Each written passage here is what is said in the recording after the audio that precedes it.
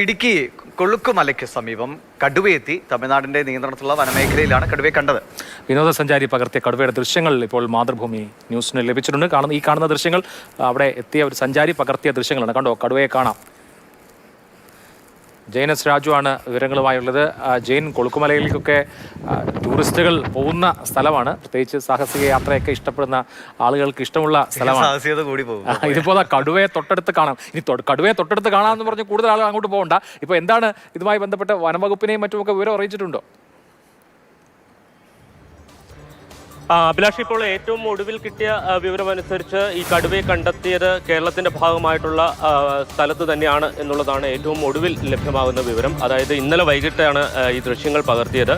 നേരത്തെ സൂചിപ്പിച്ചതുപോലെ തന്നെ ഒരുപാട് വിനോദസഞ്ചാരികൾ സൂര്യോദയം കാണാനും സൂര്യാസ്തമയം കാണാനും കൊളുക്കുമലയിലേക്ക് പോകുന്നതാണ്. ഇപ്പോഴും അത്തരം വിനോദസഞ്ചാര പ്രവർത്തനങ്ങൾ നടക്കുന്നുണ്ട്. ഇതിപ്പോൾ ഒരു ക്യാമ്പിംഗ് നടത്തുന്ന അല്ലെങ്കിൽ ക്യാമ്പിങ്ങുമായി ബന്ധപ്പെട്ട വിനോദസഞ്ചാരികൾക്ക് ക്യാമ്പിംഗ് ഒരുക്കി നൽകുന്ന ഒരു ജോലി ചെയ്യുന്ന റിയാസ് എന്ന് പറയുന്ന തദ്ദേശീയനായിട്ടുള്ള ഒരാളാണ് ഈ ദൃശ്യങ്ങൾ പകർത്തിയിരിക്കുന്നത്. ഇത് കടുവയുള്ള ഒരു മേഖല തന്നെയാണ്, വനാതിർത്തിയാണ്, വനത്തിനോട് ചേർന്ന് കിടക്കുന്ന മേഖലയാണ്. അവിടെ ഇതിനു മുമ്പും കടുവയെ കണ്ടിട്ടുണ്ട്. കടുവയുടെ സാന്നിധ്യം സ്ഥിരമുള്ള ഒരു മേഖലയാണ് എന്നുള്ളതാണ് വനംവകുപ്പ് പറയുന്നത്.